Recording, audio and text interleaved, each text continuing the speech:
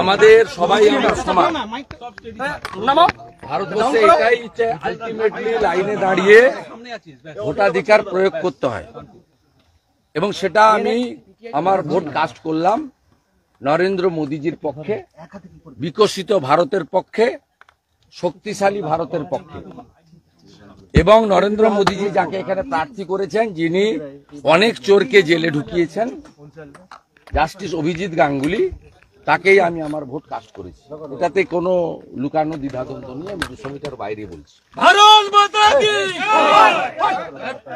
Not today is 144, আর আমার বিশ্বাস 400-র বেশি আসন নিয়ে মোদীজি তৃতীয়বার প্রধানমন্ত্রী হবে, এবং জাস্টিস গাঙ্গুলি তমলুক, হলদিয়া, নন্দীগ্রাম সহ সতীশবাবুর যে জায়গা, এখানে একটি গুরুত্বপূর্ণ রোল প্লে করবেন। আমি বেশ কিছু উন্নয়ন এখানে করেছি, ছোটখাটো, অনেক বৃহত্তর উন্নয়ন বাকি আছে।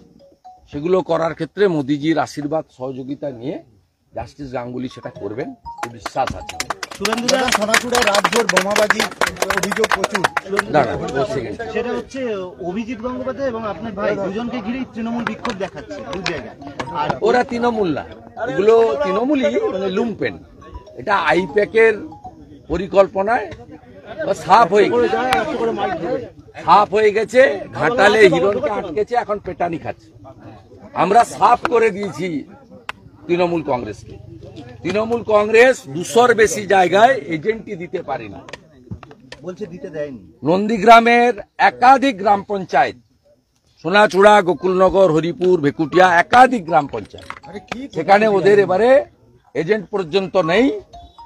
আর সবচেয়ে উল্লেখযোগ্য, যেটা 21-এও আমার ভোটে পারিনি, মুসলিম বুথে, 63টা মুসলিম বুথে আমরা প্রায় সবগুলো, একটা দুটো হয়তো প্রবলেম আছে, সব জায়গায় মুসলিম ছেলেরা এজেন্ট হিসেবে বসেছে আব্বাস বেগের নেতৃত্বে। It's a very good signal. এবং আমরা নন্দীগ্রাম থেকে অভিজিৎ বাবুকে অনেক বেশি ভোটে মার্জিন দিতে পারবো। 2 নম্বর ব্লকে 18-20 হাজার লিড হবে। 1 নম্বরেও আমার বিশ্বাস 5 থেকে 10 হাজার লিড। আমরা 5 থেকে 10 হাজার ভোটের লিড, মানে আমাদের 30 টার্গেট আছে। আমরা আশা করছি কাছাকাছি যেতে পারবো। সোনাচূড়াতেও তো ওদের এজেন্ট বসেনি, আর তৃণমূল বলছে ভোট দিতে দিচ্ছে না আমাদেরকে। ওদেরকে কানতে বলুন, ওদের বহু জায়গায় এজেন্ট নেই। ময়নার বহু জায়গায় এজেন্ট নেই, বহু জায়গায় এজেন্ট নেই। ওদের সাংগঠনিক শক্তি নেই, এবং লোক চোরেদের পক্ষে নেই। ও তো ভোট সরাসরি হচ্ছে।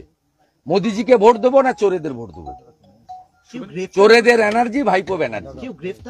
আচ্ছা, চোরেদের পক্ষে কোনো লোক যেতে পারে না। হয়ে গেছে। আপনি এবার আরেকজন বলছি, সোনাচূড়ায় রাতভর কিন্তু বোমাবাজি, আতঙ্কে রয়েছে এখনো লোক।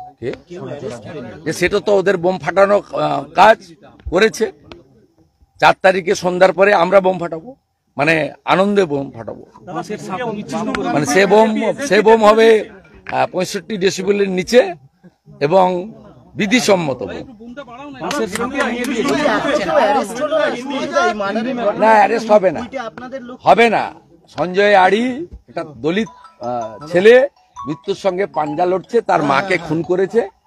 এদের জেলে যাওয়ার ইচ্ছা হয়েছে। দেবব্রত মাইতির কেসে 18 মাস জেল খাটার পরেও লাজ লজ্জা কিচ্ছু নেই। আবার একজন সনাতনী হিন্দুকে, তফসিলি পরিবারের বৃদ্ধাকে খুন করেছে। এই কেসটা তো সিবিআই হওয়ার জন্য রথিবালা আড়ির কন্যাকে আমরা কোর্টে নিয়ে যাব ভ্যাকেশন শেষ হলেই, এবং এদের জেলে থাকার ইচ্ছা হয়েছে। শেখ সাউদ্দিন, হাবিবুর রহমানরা জেল খাটার পরেও, বাইতুল মিয়া জেল খাটার পরেও এখন জেলে থাকার ইচ্ছা হয়েছে আল রাজিদের, শামসুলদের।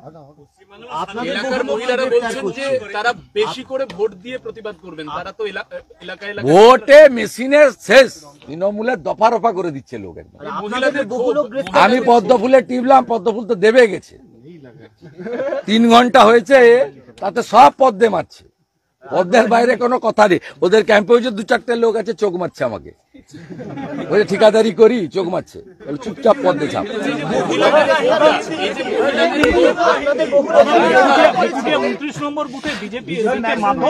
ও করে আমিরুল, ও আমিরুল বলে একটা লুম্পেন করে, এর দশাও ঠিক হবে।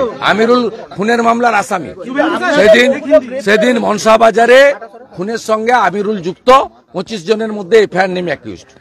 জেলে যাবে, জেলে যাওয়ার ইচ্ছা হয়েছে জেলে যাবে, কনভিকশন হবে। Okay stop. নিউ নূর সোফা সেন্টার, এখানে সমস্ত রকম সোফা পাইকারি ও রিটেলে বিক্রয় করা হয়। সমস্ত সোফা নিজস্ব কারখানায় তৈরি করা হয়। প্রোপাইটার হানিফ হোসেন খাঁ ও রুহুল হোসেন খাঁ, বড়ডোঙ্গল হাটতলা সিনেমা হলের সন্নিকটে, হুগলি। যোগাযোগ 7797170093 এবং 9382003105।